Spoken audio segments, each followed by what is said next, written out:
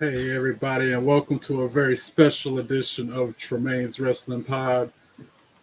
This episode is all about DCW. It's a local independent wrestling organization that I've recently found out about over the few months. And I just wanted to give a little introduce some, reintroduce to others. I'm still familiarizing myself with the brand and some of the wrestlers myself, but sorry if it seems like I'm reading off this because I had to collect my thoughts on my iPad so I know what to say. Here we go. DCW, Dominant Championship Wrestling, is a formidable independent wrestling organization. They debuted in 2022, and I believe they're based in Selma but do shows in Raleigh at the infamous DCW Asylum. I just found out about them late last year when I went to the last show they had in Raleigh called Chaos Before Christmas. I instantly took a liking to them. It's a more intimate setting than a big WWE show because there's only maybe 40, 50 people, maybe 60 during the sellout shows. The wrestlers hang out before the shows among the fans during the meet and greets. Everyone I've interacted with at DCW has been super approachable and nice.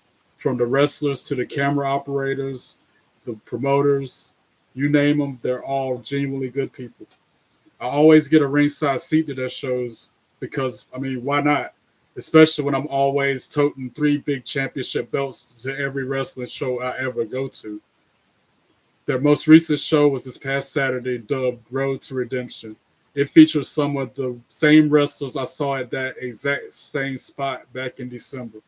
The show was originally set for 8 matches, but we got lucky and ended up with 9 matches that night. So I'd like to do a quick rundown of the matches to introduce these truly gifted athletes to those who, like me a few months ago, knew nothing about them. So the opening match was Kovic Crow versus CJ Myers. Crow was the heel, Myers was the face, and he CJ Myers kind of reminds me of like Christian or something when he was wrestling. He's kind of got that kind of vibe, house flying if he can. He won the match. The next match was Chris Gage versus Connor Kelly. Connor Kelly won, and the main thing that stuck out about me on that match is Connor Kelly's character being very extremely flamboyant and over the top, like Goldust used to be. Puts me in mind of him a lot. So the third match of the night was John Jimmy versus Gavin the Great. John Jimmy reminds me of Nick Nemeth a lot because he likes to taunt the crowd and do the hip swivel thing. He won that match only because the ref didn't notice Gavin's shoulders were on the match for the final pin. So that match ended up a little controversial, and they'll probably have to settle that moving forward. All right, the fourth match of the night was Keith Mack versus Austin Shadows.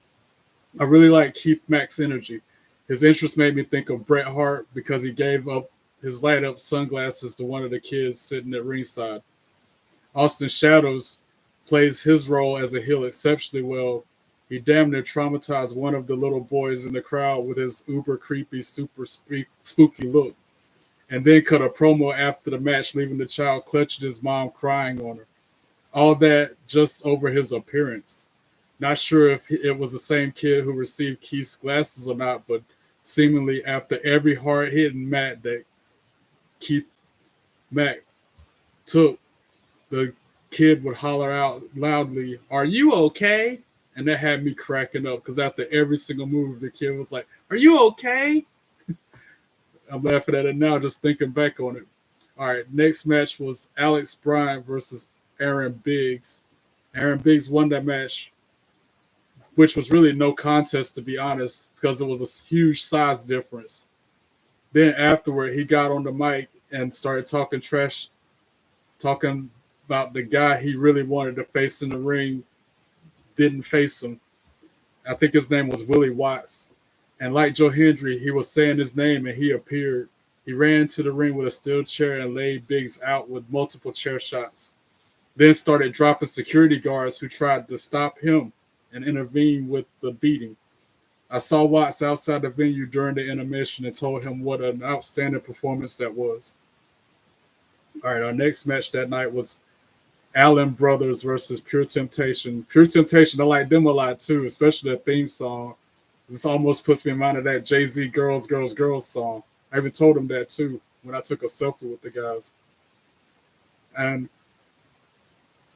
their theme song is fire, and they came out of the curtain with the ring girls by the ringside. The taller of the duo was talking smack to the crowd a little, but that's only because they were haggling him at first. The shooting star press that retained the titles was literally poetry in motion. DCW Tag Team Championships was retained by them that night. All right, the next match was Duke O'Connor versus Justin Kendrick Allen. On that match, I think, yeah, I was thoroughly distracted because it was immediately after the intermission, and I was trying to secure this DCW shirt since the last show I went to, they were sold out of a size large on their t-shirts. So I'm not sure who won that match. I have to look back on their Facebook page to see if they update us on the outcome of that one. The next match after that was Gabriel Kai versus Bojack. Bojack has been one of my favorites since I first found out about DCW. I remember seeing him at WrestleCade last year, but didn't know who he was yet. They call him the Dreadlock Demolition Machine for a reason because he's a force to be reckoned with in the ring. Got tons of talent. I knew something about him from the first time I saw him. And then the main event was Manny Lowe versus Jack Tatum versus Tim for the DCW Prestige Championship. The triple threat main event for the championship was one I will never forget. Those three put on a heck of a great show. I've never seen a three-man test of strength before. That was one way to start the match that was really memorable.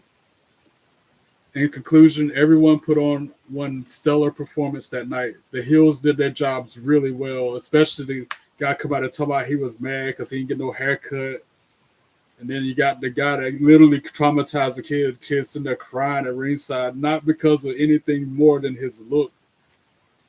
Give DCW a follow and a like on the socials. Their next show, called Spin the Block, is Saturday, April 26th, back at the DCW Asylum. Tickets for that show will more than likely sell out. I purchased my seat earlier, ringside again. This will be my third time. I can't wait. Definitely check them out. Give them a follow. I'll holler at you soon. Thanks for checking this out. God bless you. Peace.